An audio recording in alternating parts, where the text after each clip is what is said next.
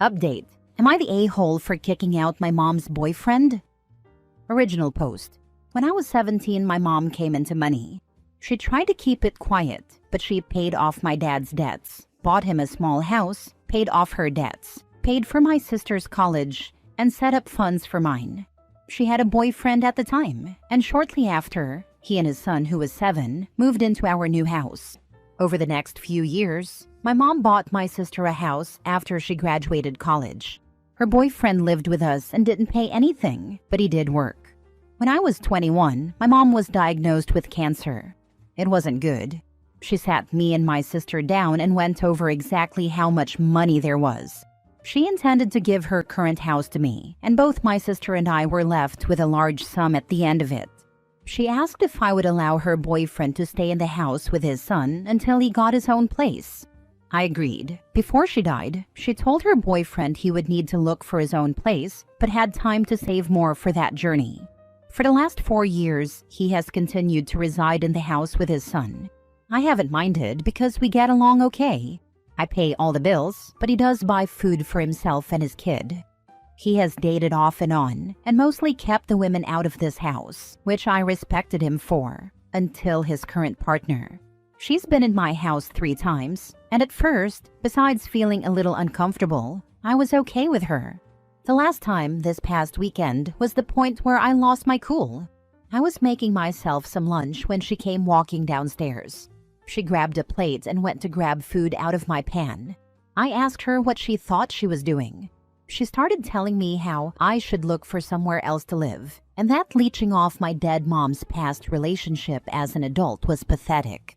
I hollered for my mom's old boyfriend. He came down and I told him I didn't know what his current thing thought, but I wasn't going to be disrespected in my house. He wouldn't even look me in the eyes as he mumbled something about my mom promising him the house and that he was just being kind by letting me stay. First, that isn't remotely true. Mom pulled him and me together after she asked if he could stay to set expectations. My mom met him shortly before she won the money and told him and us girls that she had no intention of leaving him money. She did set aside a fund for his son for college when he gets there, but he cannot touch it. Only his son can. He has lived in this house for almost 8 years without paying a dime. He should have plenty of money, and if he doesn't, that's on him. I told him he had 30 days to leave. I wasn't going to house someone who would lie and disrespect me in my house. He left that night with his son, but his ex-wife called to tell me I am cruel and an a-hole for her son losing his house. He is here every other week. I really feel like my mom didn't expect him to still be here, but my sister said she feels like I am breaking my promise to my mom, and that made me feel like maybe I am the a-hole. Now for the top comments before reading the updates.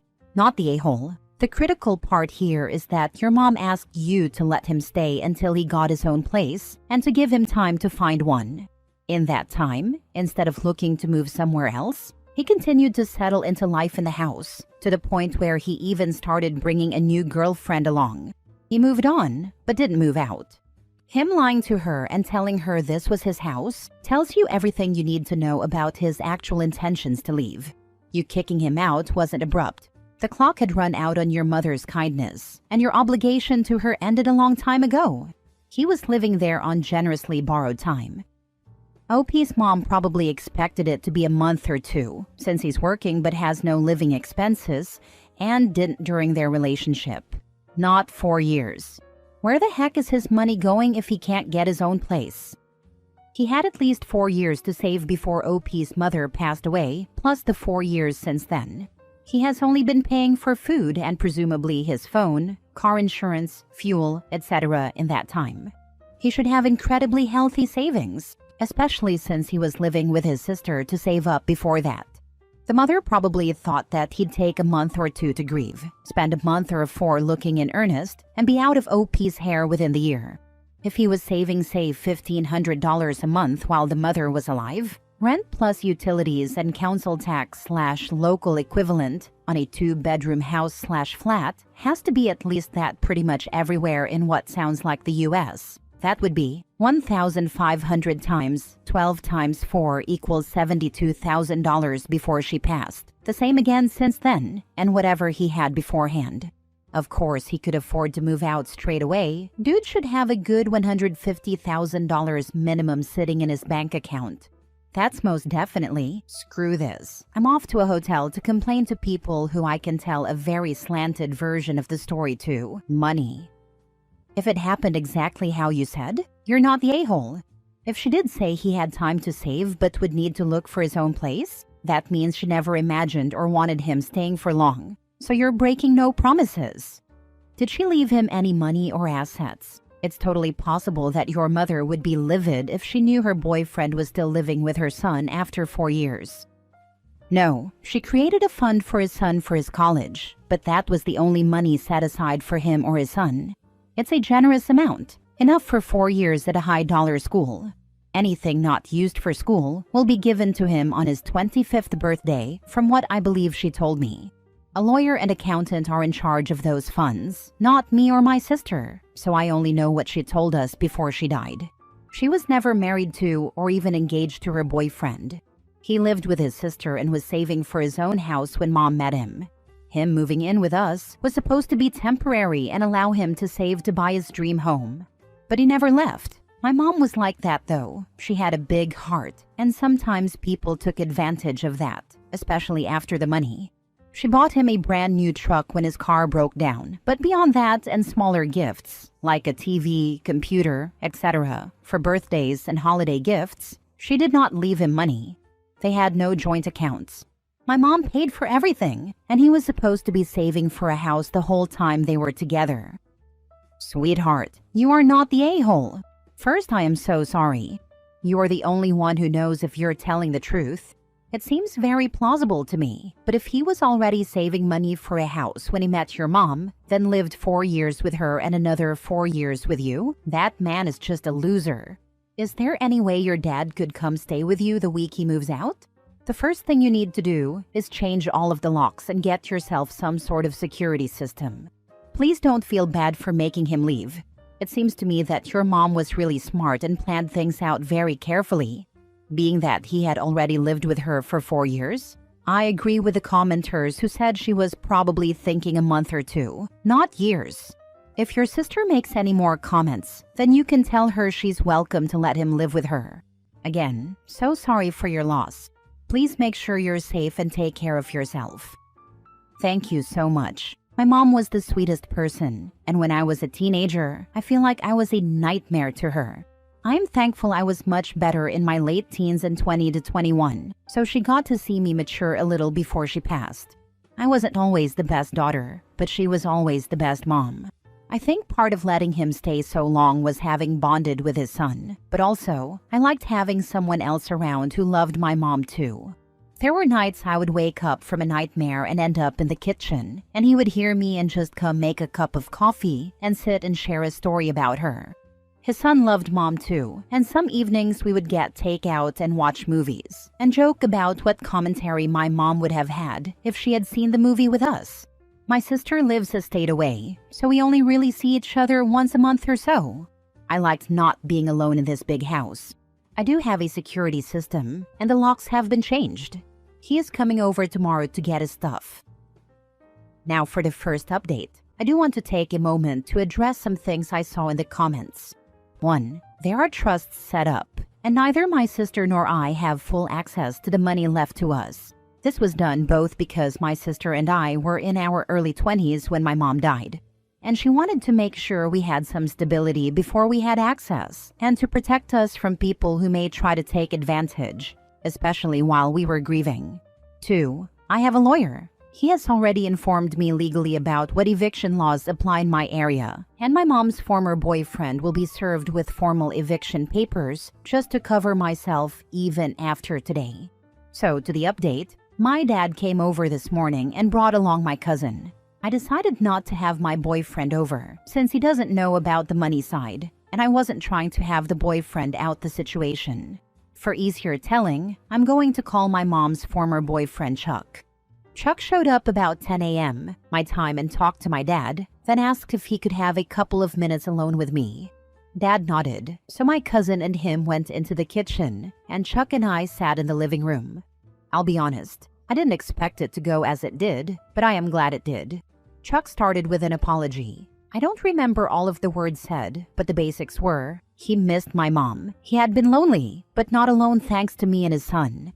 He was sorry for what had happened, that he got caught up in lust and let someone else fill his head with ideas, and that he owned up to his mistakes and should have never put up with someone who would disrespect me or my mom's memory. He tried to hand me a cashier's check for $15,000. He said it wasn't much, but he wanted me to know he appreciated me and living with me, and that he wanted to pay back some of what he owed. I refused the check, both in part because I never wanted his money, but also because I didn't want to give any possible legal leg for him to stand on if this was somehow him trying to stay. I told him the first part and told him to put it toward a house. He told me he is living with his sister, but is going to look at houses with a realtor next week. He did say his son is asking about our next hangout date and said both my sister and I are welcome to arrange time with him. After all of that, my dad and cousin helped him get all the stuff out of the house that he owned. He had brought a U-Haul, and he gave me back my house keys. He apologized again and left. Not what I expected, but it went really well, and I feel a lot less like I let my mom down. I'm just being nosy, sure, but how did the woman who thought she's getting you kicked out of your house respond to it all? No clue. At my house, she just seemed smug and bitchy. I didn't ask Chuck about her and honestly don't care. My house is nice, but it's not like it's multi-million dollars or anything. Had you said all that stuff in the previous post to him away from his girlfriend? Were you not there when he grabbed her to leave? Just wondering, because I assumed it was said in front of her, and that's why she left so easily instead of trying to fight to make you leave. All that got said in front of her was that I wasn't going to be disrespected in my house, and he could have 30 days to find new housing and she was not welcome back. That was all I said in front of her, and she kept a pissy face on, but didn't say anything to me and walked out with him. Change all the locks regardless and get cameras. Better safe than sorry. Honestly, I worry about retaliation from the girlfriend more than Chuck, but still a reason to change the locks. With some home warranties, changing the locks is included. Second and last update. This is probably going to be my last update unless something unexpected happens, but I thought I would just give a quick update on Chuck. So, Chuck called me last week and again yesterday. He put an offer on a house, and yesterday it got accepted. The expected close date is early next month, but I am very proud of him.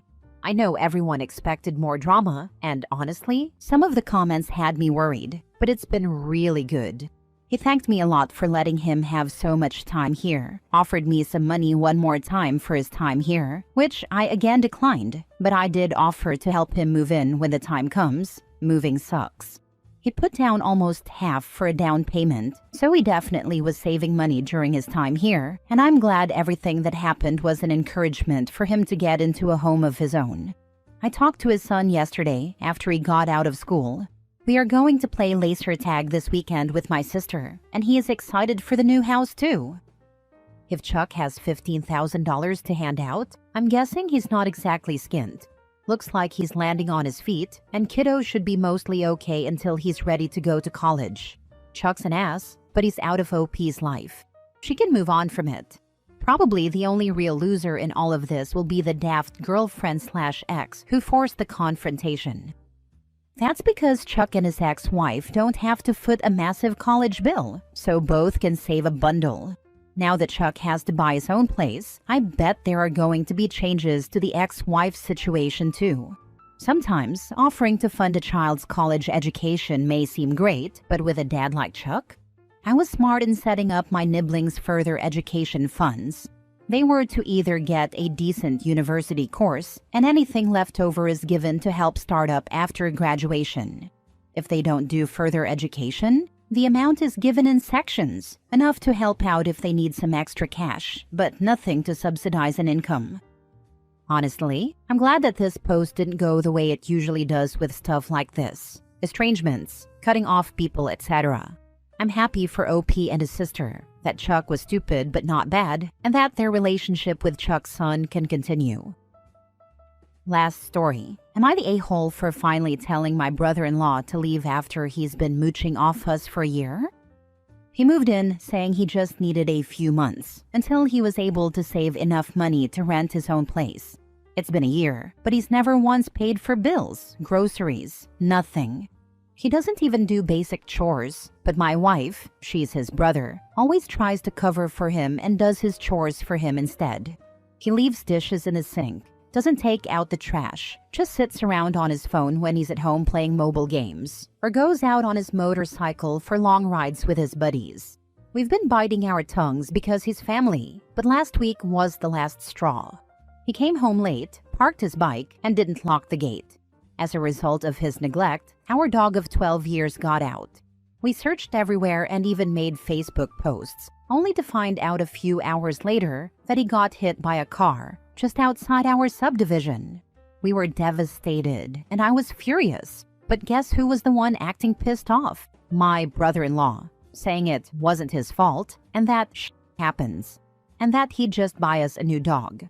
What? He hasn't even contributed a single cent to our monthly electric or internet bills. I lost it, told him to pack his stuff and get out. My wife thinks I was too harsh, but I honestly don't care anymore. He doesn't respect our home, our rules, or our damn dog. Am I the a-hole for not considering my wife's feelings first? A part of me feels that we should have talked about it first, but then I acted on my own out of anger. Am I the a-hole?